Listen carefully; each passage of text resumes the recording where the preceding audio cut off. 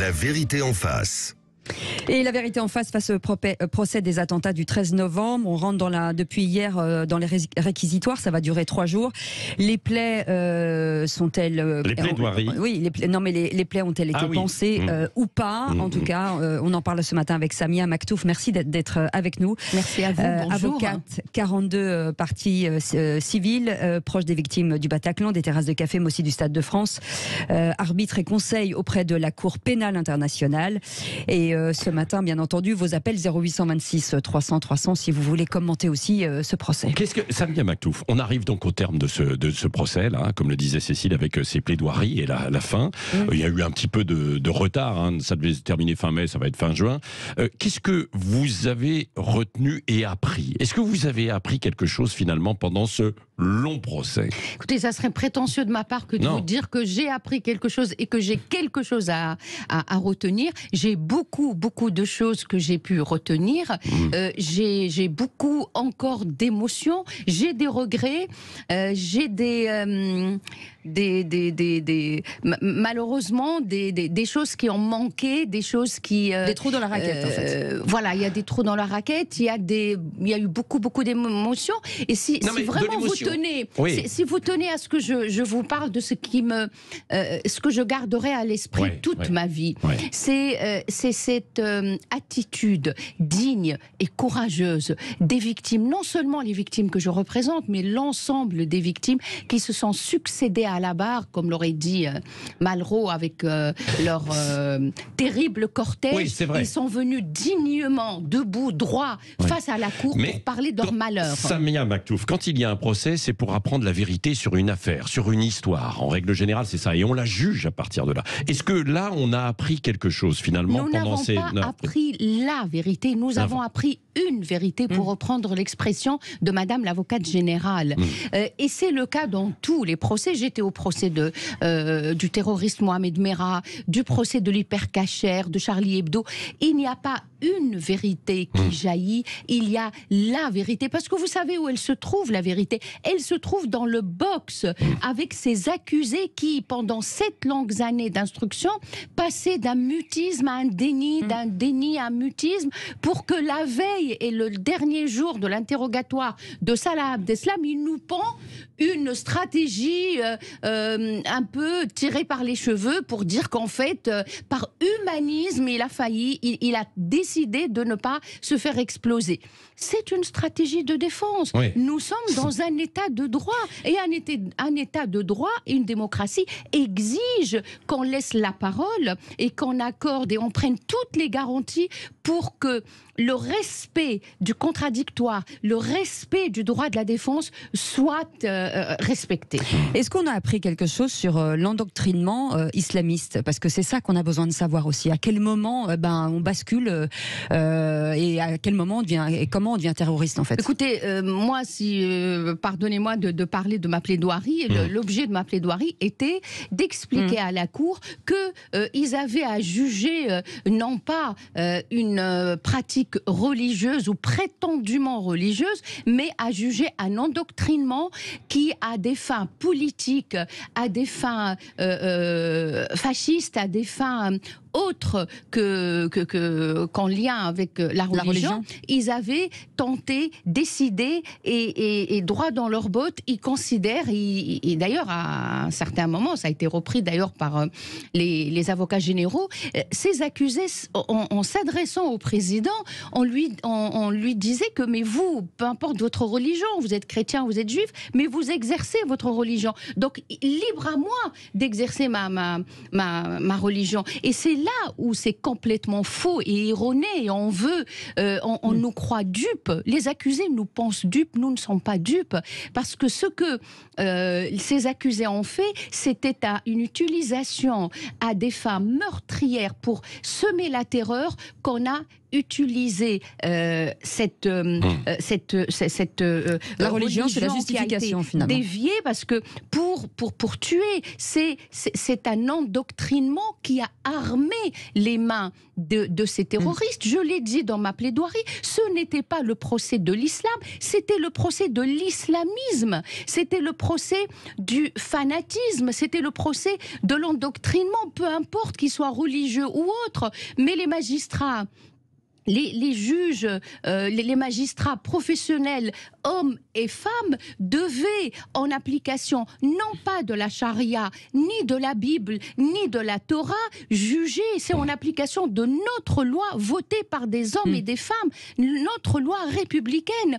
Et c'est ça le gap qu'il y a entre eux et nous. Oui, Samia Maktouf, est-ce qu'il n'a pas joué un peu, entre guillemets, avec les nerfs à la fois des victimes, de la cour, et puis même de l'opinion qui suivait de très loin, certes, ce procès, mais quand il dit, Salah Abdeslam, j'ai délaissé ma profession pour devenir en fait un soldat de Dieu. Je sais que je vais ressusciter et vous allez me rendre des comptes. Il dit ça un jour et puis quelques jours après, il dit bah non, finalement, j'ai renoncé quand j'ai vu les gens danser, chanter, etc. Et des larmes, etc. Il y a de la sincérité quelque part ou pas ? Il n'est jamais revenu sur son identité, sur son rôle au sein de cette organisation terroriste Daesh.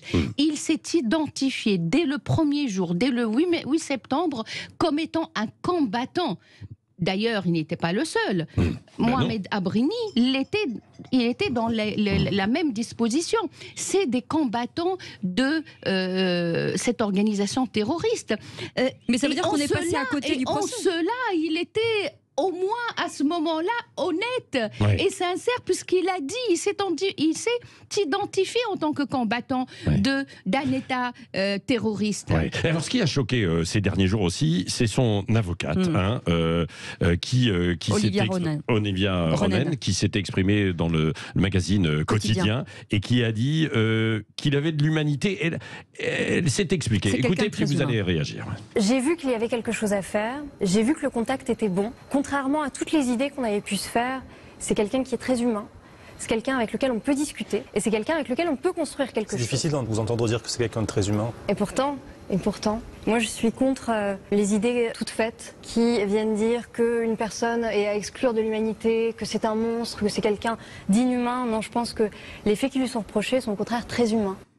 Bon, écoutez, alors, Samia Maktouf, quand vous entendez ça, d'abord, je respecte ce que dit ma consoeur, qui est dans une stratégie de défense tout à fait légitime. Nous portons la même robe. Il m'est arrivé d'être avocate de la défense. Je suis en ce moment avocate de partie civile. Mais je voudrais, si vous permettez, revenir au droit. Et c'est ce que les avocats généraux ont commencé par dire. C'est certes un procès historique. C'est certes un procès hors norme, mais c'est un procès normal. Les actes ne sont pas normaux, mais ces accusés vont être jugés conformément à nos droits, à notre réglementation, dans le respect du droit de la défense et du contradictoire. Lorsque ma consoeur, dans une stratégie de défense, parle d'un accusé qui a commis, j'ai même pas les mots pour le quelque chose de monstrueux, bien sûr. Monstrueux, ça reste un être humain. On ne juge pas quelqu'un qui est fou parce que la cour d'assises spécialement composée n'aurait pas été compétente. Ce que je veux dire, c'est qu'il faut qu'on revienne à nos principes qui font la différence entre notre état de droit, notre démocratie et ce que eux veulent nous imposer, l'obscurantisme, les ténèbres. Oui, Salah Abdeslam et l'ensemble de ces accusés seront jugés conformément au principe de l'individualisation de la peine.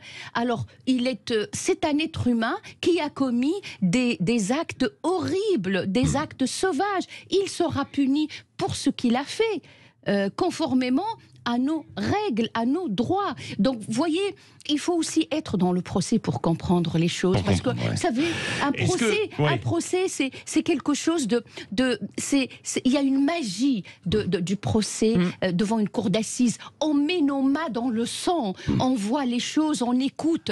C'est un être humain qui sera jugé pour ce qu'il a fait.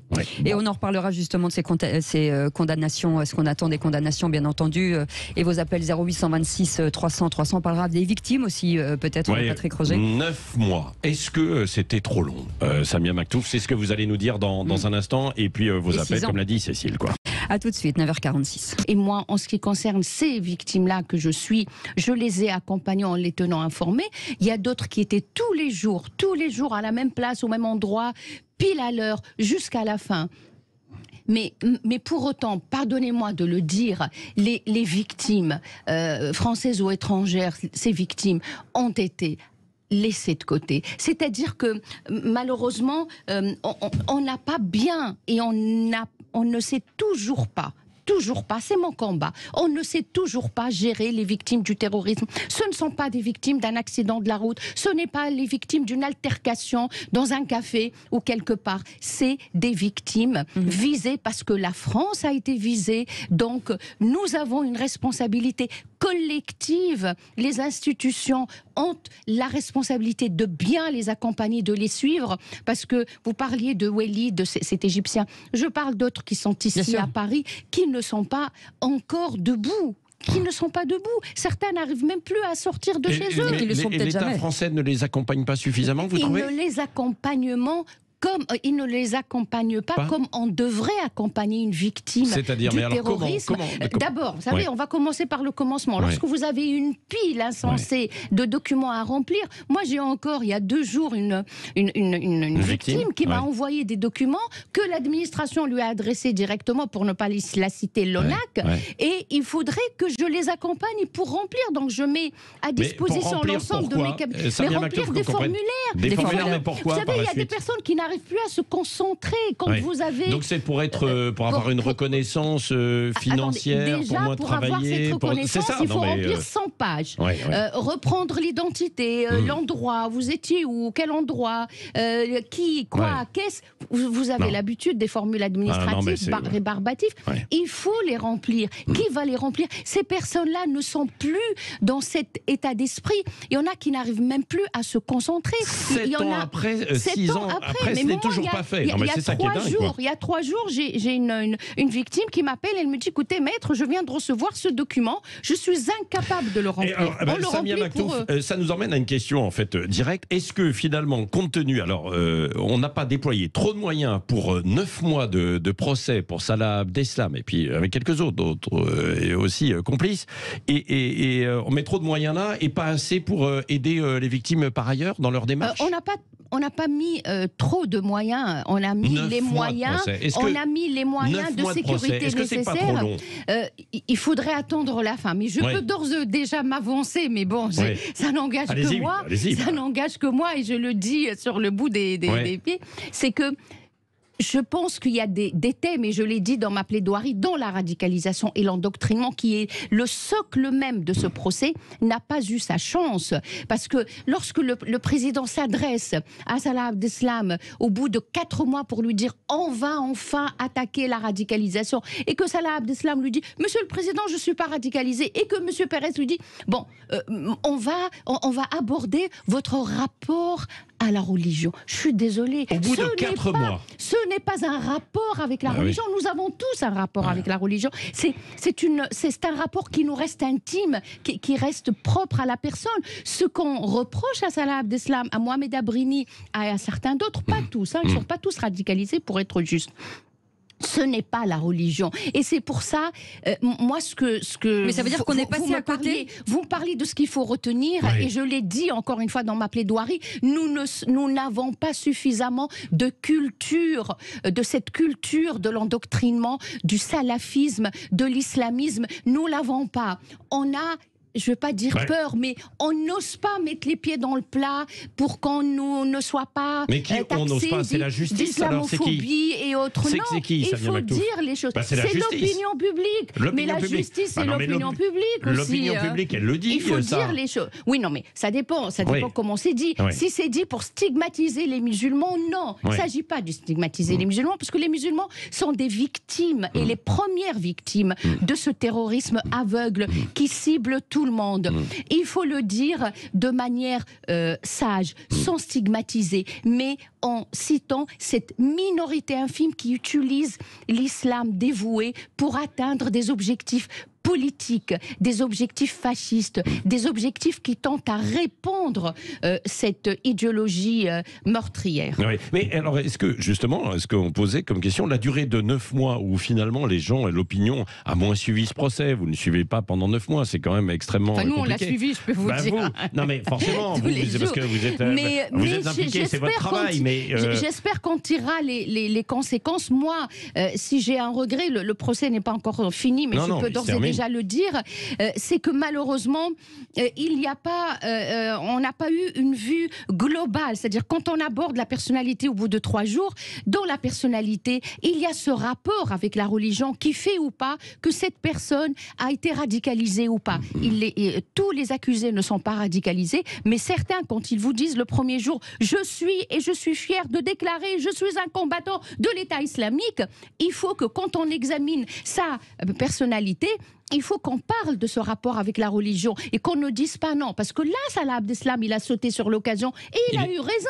Et il a montré une vie lisse, une vie familiale, entouré de toute sa famille, bien aimé par ses parents. Mais l'examen de la personnalité, c'est aussi ce rapport avec le spirituel, avec l'autre, avec la religion, sans parler de radicalisation. Et il a fallu attendre 4 mois pour parler de radicalisation. De la même manière, lorsqu'on a vu cette scène, imaginée sur un grand écran, 4 mètres sur 5, vous voyez l'exécution à froid du pilote jordanien qui voit la mèche arriver vers lui dans une cage où on lui demande de s'enfermer. Il voit la flamme arriver, qu'il sautille jusqu'à ce qu'il tombe en cendres, et que Oussama Krayem, qui s'est vanté sur les réseaux sociaux d'avoir assisté à cette exécution, on ne lui demande pas de se lever instantanément pour dire que pensez-vous, vous étiez sur le premier rang en treillis de l'État islamique, qu'en pensez-vous?